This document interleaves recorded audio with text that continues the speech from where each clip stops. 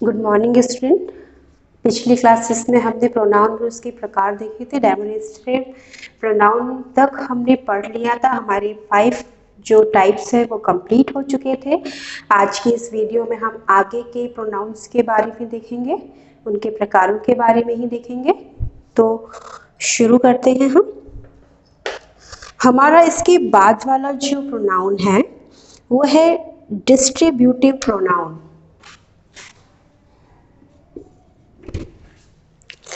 Distributive pronoun होते क्या है? सबसे पहले तो हमने ये देखा था कि प्रोनाउन क्या होते हैं। Which words use in place of noun are called pronouns. तो जो शब्द संज्ञा की जगह पर इस्तेमाल किए जाते हैं उसी को हम क्या बोलते हैं? सर्वनाम या प्रोनाउन कहते हैं। तो उसी का अगला प्रकार है डिस्ट्रीब्यूटिव प्रोनाउन, जिसको हम वितरणात्मक सर्वनाम कहते हैं। और ये वे शब्द होते हैं जो एक ही समय में एक ही व्यक्ति या वस्तु के संबंध में बताने के लिए प्रयुक्त किए जाते हैं, जिसमें हम एक व्यक्ति एक वस्तु को डिनोट करते हुए या उसको बताने के लिए सापेक्षिक रूप से किसी शब्द का इस्तेमाल करते हैं, तो वही डिस्ट्रीब्यूटिव प्रोनाउंस होते हैं। इसको और देख लेंगे। The word which refer to person और thing one at time is called a distributive pronoun. Distributive pronoun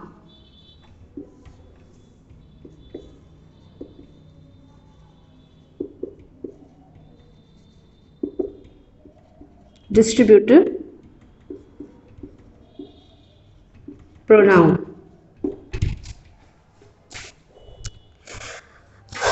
distributive pronoun मैं आपको समझा ही चुकी हूँ।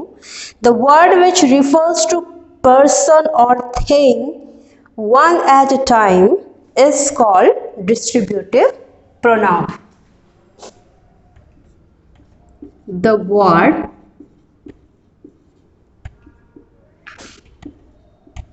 related to a person or thing at a time is called distributive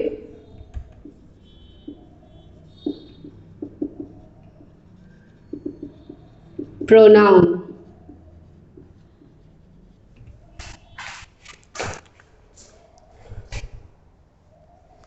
The word related to person or thing one at time is called a distributive pronoun. इसको हम इस तरीके से बोल सकते हैं which refer to। अगर हम देखें, अगर हम यहाँ पर रिलेटेड ना करके इसको इस तरीके से लिखें which refer to a person or thing at a time is called distributive pronoun. इसके एग्जाम्पल्स होते हैं जैसे ईच हो गया, नाइदर हो गया, आइदर हो गया। एग्जाम्पल्स में देख लेंगे ईच, आइदर, नाइदर एक्सेट्रा। अच्छा, अब ये कैसे रिलेटेड हमको बताते हैं किसी व्यक्ति या किसी। Each of the students get a prize. Student से यानी कि एक समूह हमको बता दिया गया है, किसी व्यक्ति से संबंधित, यानी कि ईच यानी कि प्रत्येक स्टूडेंट को प्राइज मिला है ना। तो इस तरीके से हमने डिनोट कर दिया, किस तरीके से पर्सन्स को यानी कि लोगों को हमने डिनोट कर दिया ईच के साथ में। Neither of the boy is clever. एक भी लड़का यहाँ पर क्लेवर नहीं है, तो हमने बोल दिया यहाँ पर नाइदर से लेकर के हमने लड़कों को डिनोट कर दिया है ना, एक पूरे ग्रुप को डिनोट कर दिया। तो इस तरीके से हम देख सकते हैं कि किस तरीके से डिस्ट्रीब्यूटिव जो प्रोनाउन होते हैं वो यूज होते हैं as per the sentences, as per the usages of sentence. तो हम देख सकते हैं। अब आगे का हम देखेंगे, अगला जो हमारा टाइप है indefinite pronoun.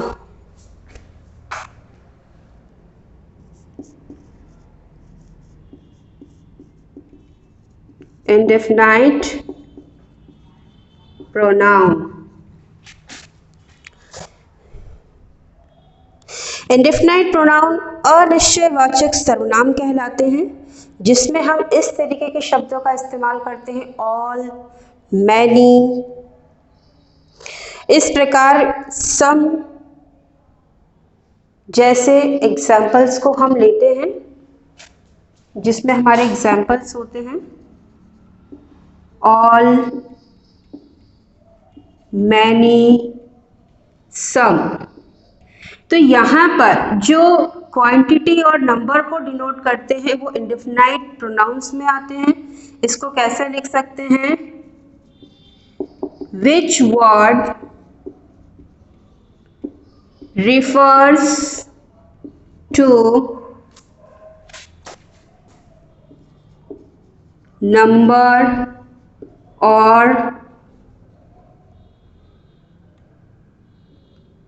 quantity of persons or thing is called indefinite pronoun।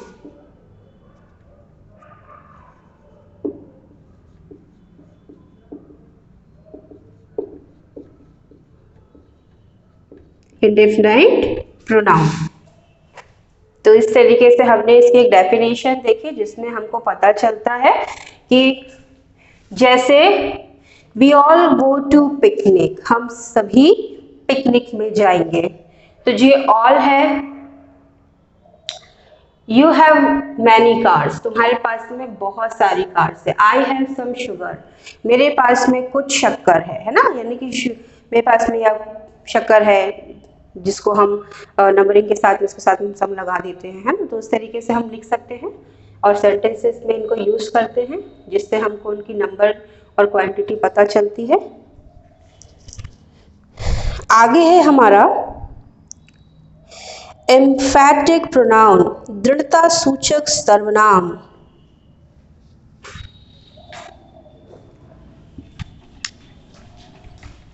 एम्फैटिक pronoun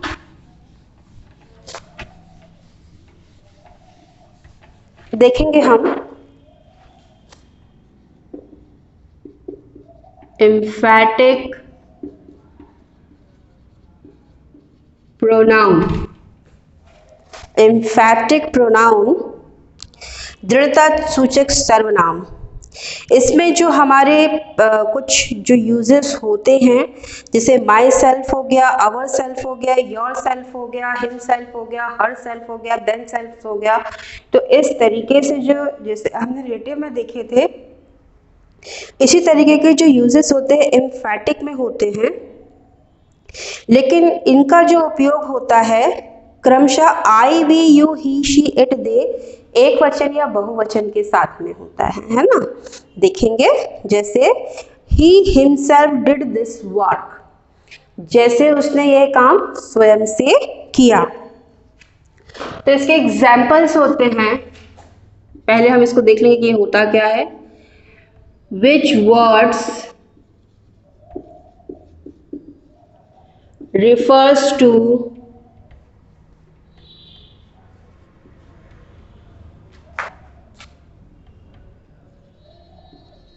any work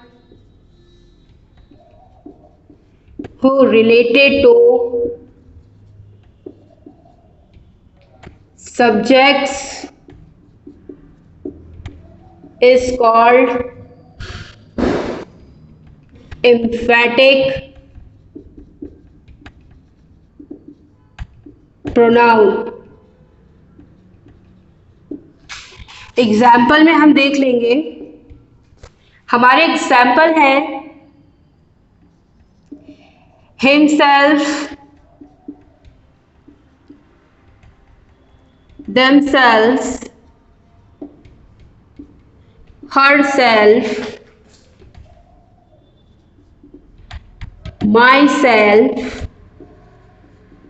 etcetera. तो ये जो प्रोनाउन वर्ड हैं ये सब्जेक्ट को उसके काम से रिलेटेड करते हैं, उसके वर्क से रिलेट करते हैं। तो इस तरीके के जो प्रोनाउंस हम यूज करते हैं अपने सब्जेक्ट जो कि एक वचन या बहुवचन हो सकता है, तो हम उसमें इन वर्डों का इस्तेमाल करते हैं। तो और ये किस में आते हैं, हमारे एम्फेटिक प्रोनाउंस में आते हैं। इसके बाद में नेक्स्ट देखेंगे रेसिप्रोकल प्रोनाउन, परस्पर सूचक सर्वनाम। Reciprocal pronoun. अच्छा, अब रेसिप्रोकल प्रोनाउंस में कैसे वर्ड्स आते हैं इसको हम देख लेंगे थोड़ा सा। जैसे हम यूज करते हैं ईच अदर, तो ईच अदर यानी कि कैसे होगा कि जितने भी ईच वाले वर्ड्स हो गए, वन अदर हो गया, एक दूसरे को, एक दूसरे के साथ, तो यानी कि जो सब्जेक्ट्स में एक दूसरे के कॉम्बिनेशंस को या कंपोजिशंस को बताता हो उसी को हम कहेंगे रेसिप्रोकल प्रोनाउन, जो कि एक साथ में दो लोगों के लिए प्रयुक्त किए जाते हो। तो ऐसे प्रोनाउंस कैसे प्रोनाउंस कहलाते हैं, रेसिप्रोकल प्रोनाउन, यानी कि परस्पर सूचक सर्वनाम। Each other, one another. Each other, one another, etcetera. इसके एग्जाम्पल्स हमने दो ही रखे हैं अभी। इसको हम कैसे डिफाइन कर सकते हैं, which words refers to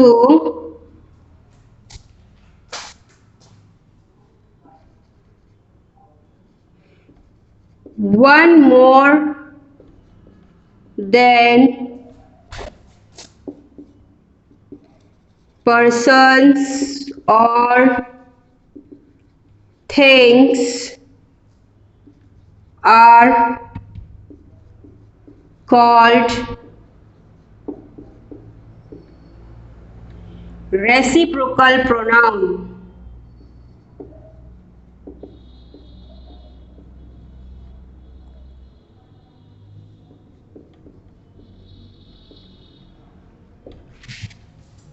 ठीक, अब इसके बाद में है हमारा exclamatory pronoun.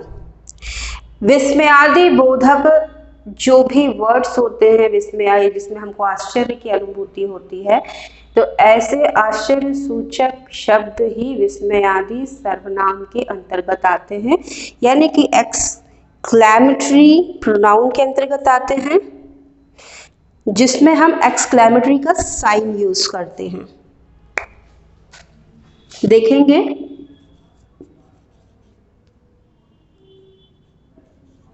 Exclamatory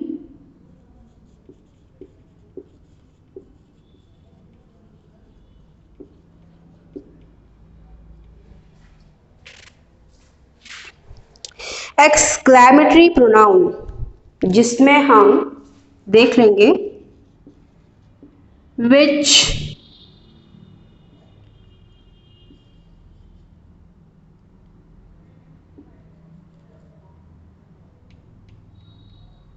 sign or word used as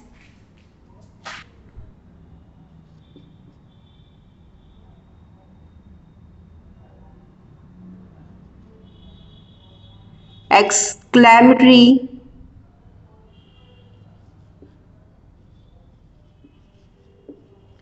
is called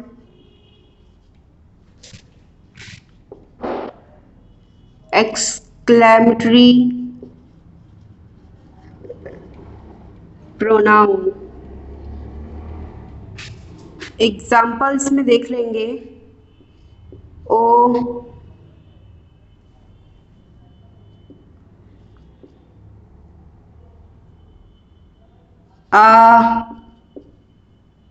या जो W वर्ड से बॉट, तो इस तरीके के जो एक्सक्लेमेटरी साइन के साथ में हम यूज करते हैं उसी को हम बोलते हैं एक्सक्लेमेटरी प्रोनाउन। तो बच्चों आज की हमारी क्लास जो कि प्रोनाउंस के ऊपर थी आज कंप्लीट होती है। आप लोग घर में प्रैक्टिस कीजिएगा और इसके अकॉर्डिंगली जैसे कि हमने टेंस में सेंटेंसेस बनाने सीखे थे आप लोग भी इसके सेंटेंस बनाने की कोशिश कीजिएगा। Thank you.